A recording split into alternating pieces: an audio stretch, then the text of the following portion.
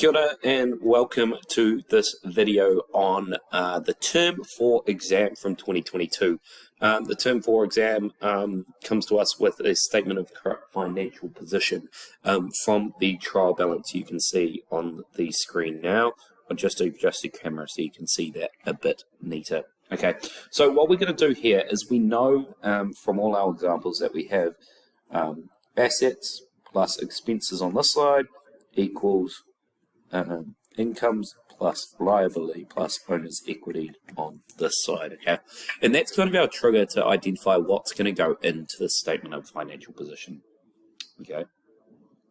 There's two ways to do this example. You could work out profit originally, or the way I'm going to do it is work out the profit as a missing figure.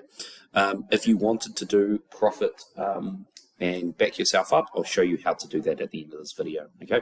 So we know closing inventory, that is going to be a current asset. We're going to go through bad debts as an expense, accounts receivable, current asset, interest paid is an expense, petty cash is a current asset, general expenses is an expense, premises is a non-current asset, okay, discount allowed, expense, advertising expense, computer, non-current asset, repairs to trucks expense, trucks, non-current asset, shares is a asset, non-current, okay, interest on mortgage is a expense, petrol is an expense, wages expense, expense, drawings is a negative owner's equity, shop fittings is a non-current asset, intangible asset is goodwill, purchases is an expense, and sales return is a negative income. Okay, so that's how we go through those. Those in the middle, the one that most people got wrong in this example is stationery. Stationery is always an expense because you use it so quickly. Okay, so then onto the right-hand side, we know these can only be liabilities, incomes, or owner's equity, or contra assets or expenses. Okay. So, looking at mortgage, that is a non-current liability. Commission received is an income. Gain on sale, income. Wages owing is a current asset. Accounts payable is a current asset. Interest received, income. So is discount received. Bank overdraft is a current liability. Sorry, these should be liabilities, not assets. Is a negative expense. Sales is an income. Rent payable is a current liability. And opening capital is our owner's equity. Okay, so now we've classified all of these. It makes it really easy to jump over onto this right-hand side. As you can see at the top of the screen here that I've already done the title for us. So I've written a statement for the financial position of Cookie as at the 30th of June, 2022. Okay, so all we're going to do is we're going to chuck all our current assets. If we're really confident in our classification, we can do it this way, okay? So I like to always start with inventory.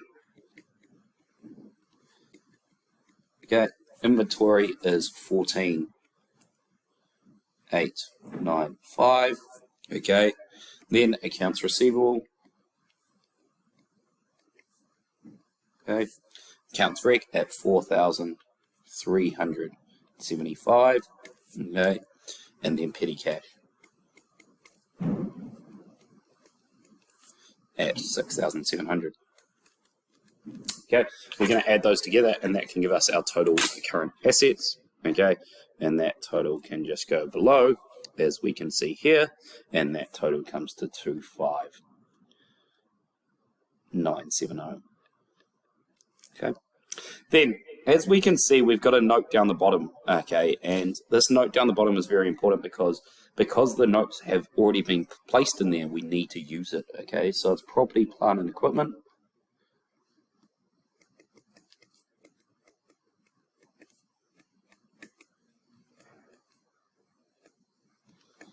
Okay, so, and equipment. So, down the bottom here, we have property, plant, and equipment, and on the left-hand side here, we're just going to identify what ones of these non-current assets come under property, plant, and equipment, okay? So premises always do, so premises is going to be the first one we write down, okay? And premises come to a total of 50,000, okay? 50,000 is premises. The next one, if we go down, computers are definitely part of the equipment, so computers. Okay, and computers come to 1760.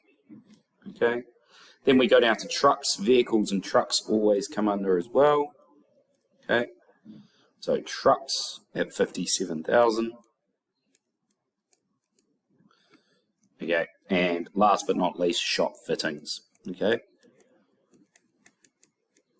and they come to 1,300. Okay, and that totals out at 110,060. Okay, so that comes to a total down the bottom there, and that total we're just going to transfer straight up to the top here. So 110,060. Okay, and that is our total for our property, plant, and equipment. Shares is the next one. Okay, because that's a non-current asset. Okay.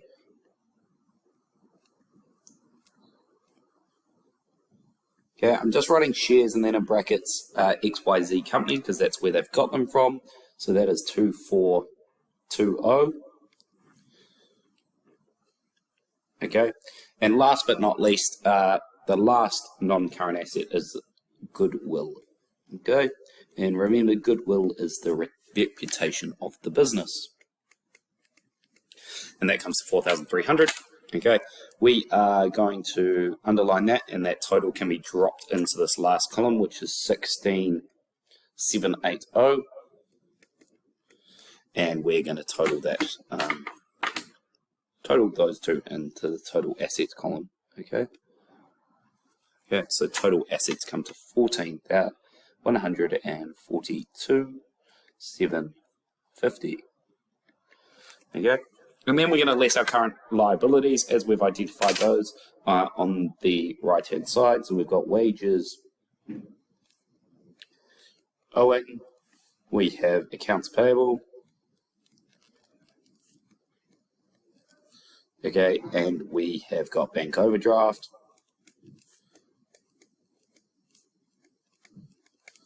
And the last one is rent payable. Okay, and those come in as wages owing, 6240. Okay, accounts receivable is 6050.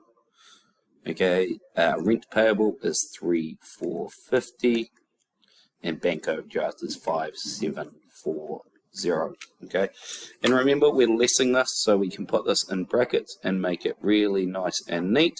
Okay, for us to do our calculations.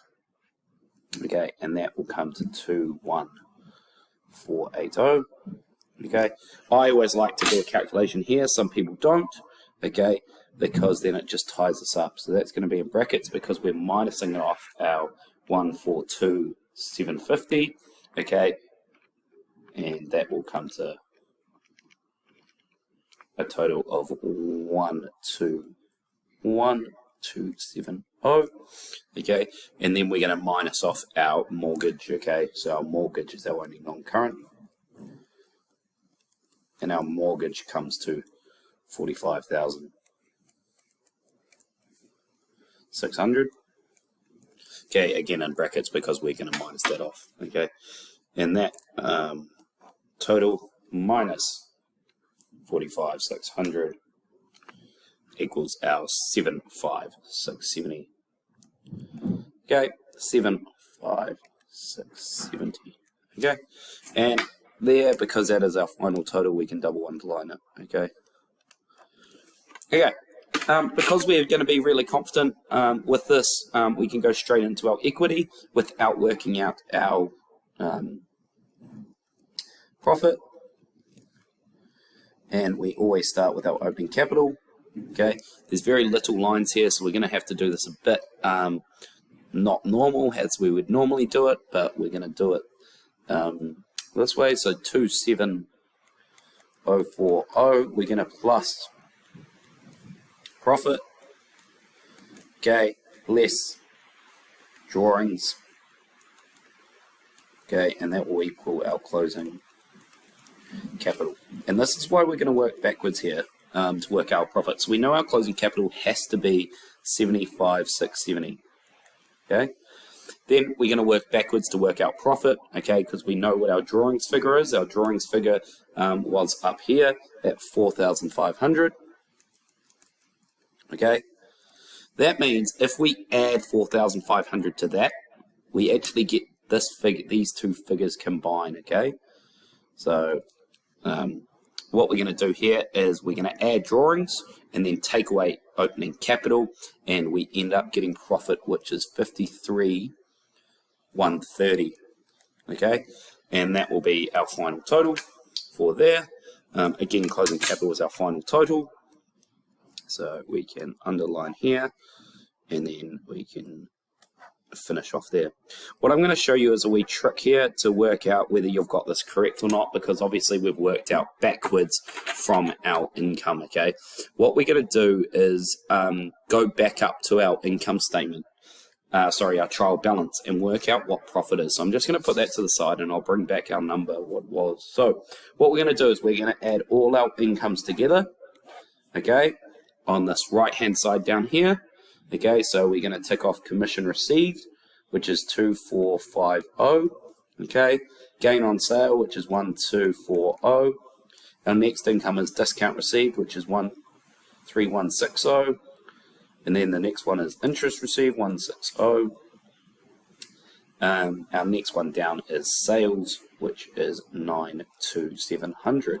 Okay, what I'm also going to add in here is purchase returns, because that's a negative expense, so it's effectively an income, and that can go on that side. We're going to total those ones up at 2450 plus 1240 plus 3160 plus 5160 plus 92700 plus 5160. Okay, that comes to a total of 109,870.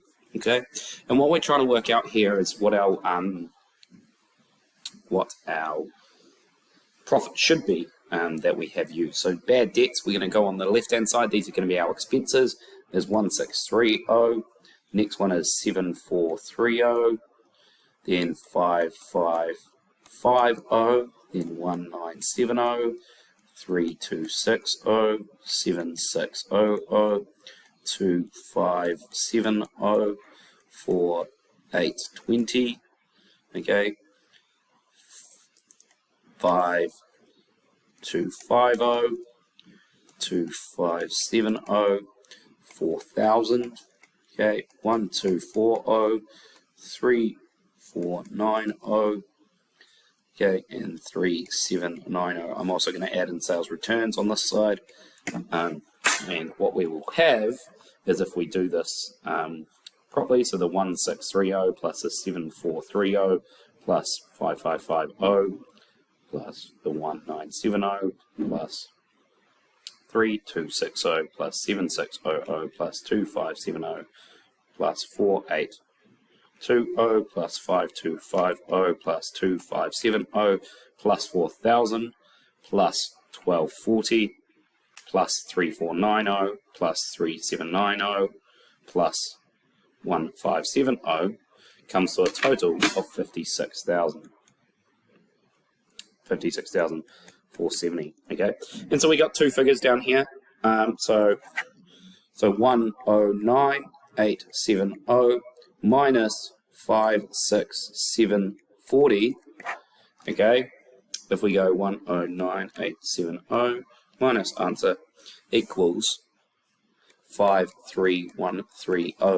And funnily enough, gentlemen, this comes to this total here, where you have profit over here at 53,130 and 53,130. So there's two ways you could have done this. You could have worked backwards like I did originally, or worked out the profit on the right hand side here that I have done using the incomes on the right and expenses on the left. Okay, and that concludes this video.